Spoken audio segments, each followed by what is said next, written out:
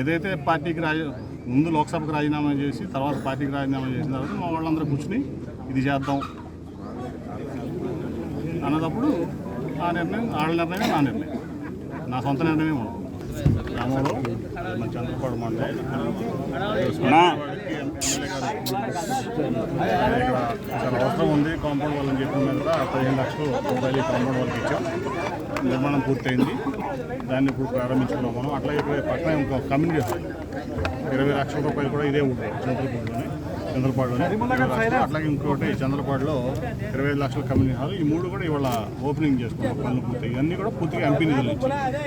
అది మన ఎమ్మెల్యే గారు ముడితో జగన్మోహన్ రావు అభ్యర్థి మేరకు ఇవన్నీ కూడా శాంక్షన్ చేయడం జరిగింది. అట్లాగే నేను ఎంపీ అయిన దగ్గర నుంచి కూడా ఇక్కడ ముఖ్యంగా నందిగామ నియోజకవర్గంలో మొండితో ఒక జగన్మోహన్ రావు ఆయన నాకు అంతకుముందు ఎప్పుడు పరిచయం లేదు. ఆయన కనీసం నేను 5 ఏళ్ళు ఉన్నప్పుడు కూడా నేను ఎప్పుడు ఆయన ఇదవడం కానీ నేను కానీ ఎదురుపడలేదు.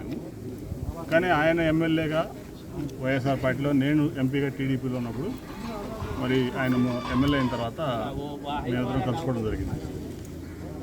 తర్వాత చాలాసేపు డిస్కషన్లో ఆయన యొక్క వ్యక్తిత్వం, ఆయన సోదరుడు అరుణ్ కుమార్ యొక్క వ్యక్తిత్వం, వాళ్ళ బ్యాక్గ్రౌండ్ నేను అంతకుముందు నాకు భిన్నత వేరే ఉండేది.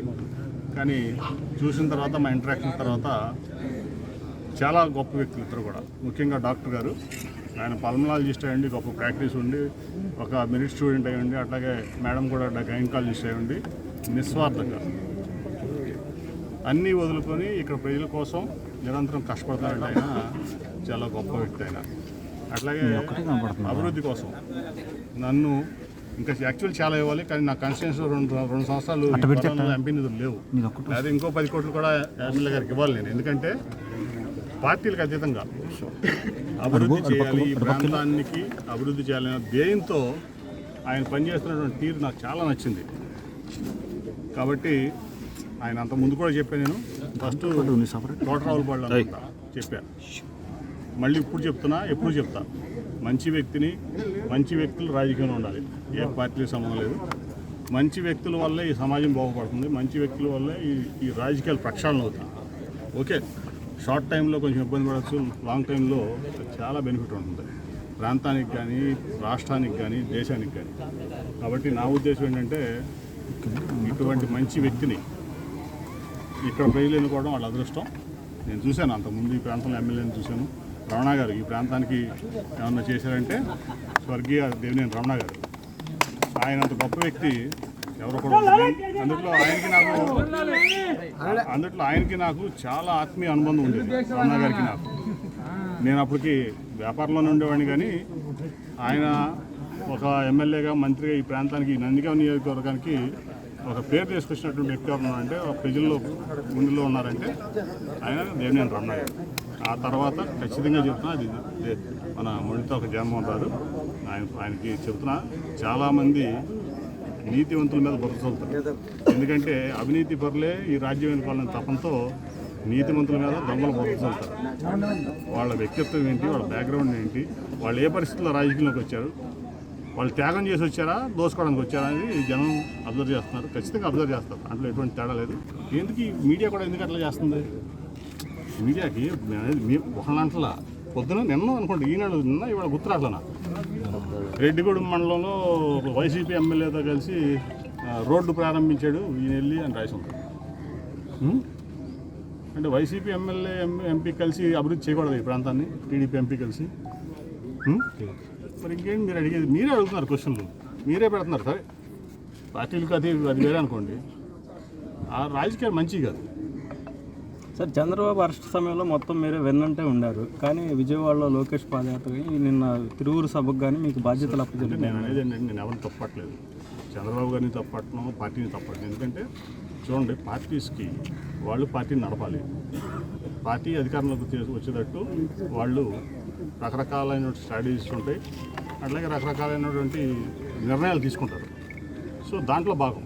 కాకపోతే ఏంటంటే ఇక్కడ నా విషయంలో ఇక్కడ కొన్ని వేల మంది నా మీద ఆధారపడి ఉన్నారు, నా వెంట ఉన్నారు. సో నేను అందుకే ఇప్పుడు అంటే ఒకసారి నేను వద్దనుకుంది పార్టీ, చంద్రబాబు గారు నన్ను పొమ్మన్నారు. ఇంకా నేను ఉండడం అనేది కరెక్ట్ కాదు, మంచిది కాదు, మంచి పరిణామం కాదు. అందుకని ముందు వెళ్ళి స్పీకర్ గారి అపాయింట్మెంట్ పెట్టాం. ముందు వెళ్ళి స్పీకర్ గారిని అడుగుతాం, స్పీకర్ గారిని రాజీనామా చేస్తాం.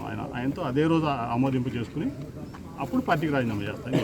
ఎందుకంటే పార్టీకి ఎంపీ పదవి ఉండగా పార్టీ వదిలేసని చెప్పకూడదు, ఇంకో పార్టీకి వెళ్ళకూడదు, లేదా ఇంకో నిర్ణయం తీసుకోకూడదు. కాబట్టి అదే సోషల్ మీడియాలో పెట్టారు. ఐ థింక్ సెల్ఫ్ ఎక్స్ప్లెనేటరీ కదా ఇది, అన్ని అర్థాలు దాంట్లోనే ఉన్నాయి. సార్ నెక్స్ట్ ఫ్యూచర్ ఏంటి సార్, నాని గారి ఫ్యూచర్ ఏంటి?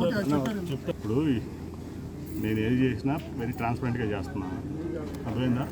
ఎప్పుడే నిర్ణయం తీసుకున్నా పొద్దున్నే తెల్లవారున 4:30కి పోస్ట్ ఉంటుంది, చూసి దాన్ని మీరు చేసుకోండి, అంతేగాని కొత్త క్వశ్చన్ అడగదు. చెప్పాలని చెప్పే కదా, దాంట్లో వెరీ క్లియర్గా ఉంది. వెళ్ళి లోక్సభ స్పీకర్ గారు అపాయింట్మెంట్ అడిగి ఆయన అపాయింట్మెంట్ ఇవ్వగానే లోక్సభకు రాజీనామా చేసి ఆ తర్వాత పార్టీకి రాజీనామా చేస్తాను. ఆ తర్వాత మా వాళ్ళందరితో కూర్చుని వాళ్ళందరూ ఏ నిర్ణయం తీసుకుంటే వాళ్ళకి ఫాలో అవుతుంది. నాకు నా సొంత నిర్ణయం లేదు దీంట్లో.